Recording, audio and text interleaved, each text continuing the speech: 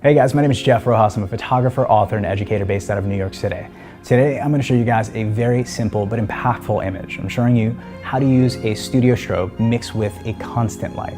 Now, for those of you that are using studio strobes, you know that you generally shoot at a 200th of a second or 250th of a second in order to avoid all the ambient light in the room.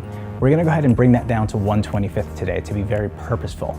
By bringing that down to 1/25th, we're allowing the constant light, in this case a Westcott flex light that's gelled with a red gel, to allow red colored light into the scene. So anything that's left with shadows in my specific image is going to be saturated red.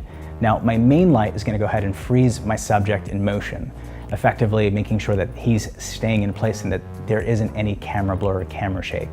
Now, what I'm doing is using a Profoto Deep White Umbrella Medium to capture my subject, which is my traditional studio light setup. And then I'm using anything that's left in shadow to be filled in by the Westcott Flex light. Now, even if you guys don't have a budget for Westcott Flex light, for example, you can use things like a lamp or a bulb or something at home to recreate this. All you need is red gel to be able to do that.